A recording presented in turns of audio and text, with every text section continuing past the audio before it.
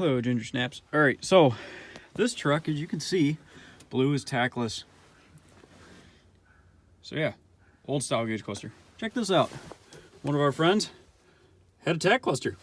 So I think I'm gonna go ahead and put a tack cluster in the old beast, and that way we know what we're doing. So first off, gotta take your 4 torque screws out here and get those out. I think they're a T15 or T20. You get those 4 out. So we'll get this bezel out, get it off, and I'll show you guys what's behind it next. Okay, we got our 4 screws out. This is free, sort of. See, you're gonna notice it's kind of caught. So do yourself a favor. Flip your tilt, put your wheel all the way down some. That'll help a little bit. Right forward, still no go. What are we caught on? We're caught on the shifter. So, keys in the ignition. Put on the brake. Pull it all the way down. Slip her right out. Okay, now that that's out, you can see here,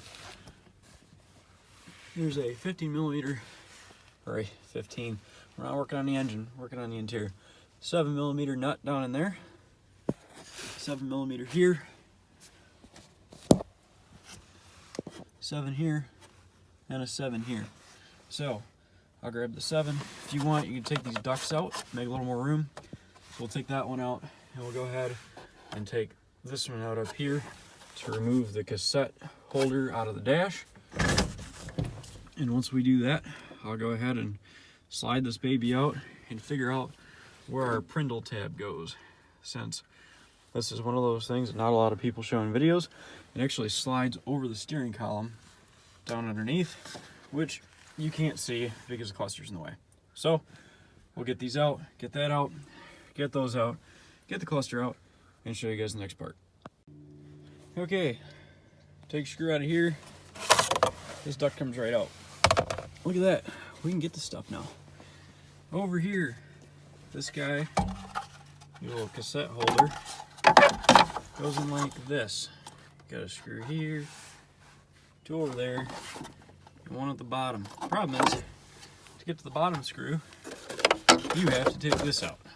So take out those 2, you take out those 2, and it's out.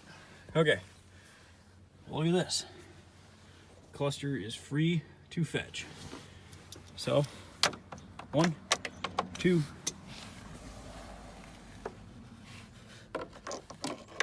3, and 4. So I'll get those ones out and we'll slip the cluster out momentarily. Cluster's undone. As you can see, it is mobile. It literally just pops in, clicks in. So you'll slide him out towards you. Okay, now the most exciting part. Remember how I said there was that little thing for the Prindle? Well, it's way down on the dash. So usually what you can do is slide this forward while the shifter's down. Now it's back in park. And you should be able to roll it towards you to detach said cable. As you can see, the spring is moving. So I'll now fish myself down to the dash and undo that from the steering column, because it's difficult to see that cable, but once he's unhooked, cluster's free. Okay, cluster's out. Fun fact, this cable, instead of trying to detach it from the steering column, you can undo it from the actual retainer here. So if you slip the cable forward, you can actually pull it through these teeth and it removes itself. So give yourself a little bit of leeway, and that way you're not reaching down inside the dash. So tip and trick to do your Prindle cable here if you have an automatic. So I'm going to clean this up and then I'll do reassembly. Okay, so Prindle's back on. It works. I cleaned up a little under there. You can see this thing moves where it should. So all you gotta do is just give it a light pop and then put your 4 bolts back in around the outer side, and then begin the reassembly with putting the bezels and the vent tube back in. So I'll start to reassemble it. We'll fire it up and see if the tach works. All right, so cluster's in.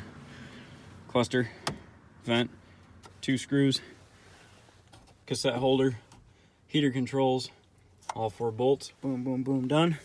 So yeah, we're back together. We are ready to slip this down and get our bezel brought over here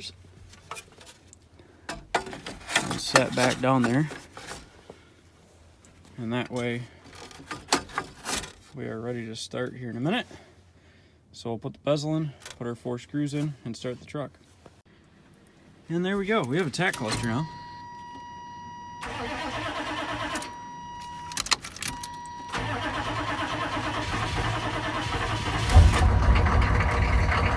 And it works. And the lights work. Heck yeah. All right. So there we go. Our tach cluster is all installed. And we'll run down the road and see how she do. Okay, so high idle kicked up. And the cluster is indeed working. So there you have it, the tach cluster swap. It's pretty painless, pretty quick, and is really a worthwhile investment for anybody with a 6.5 that is going to be towing and or using it for daily driving use, because it's nice to know what your RPMs are. Thanks, guys.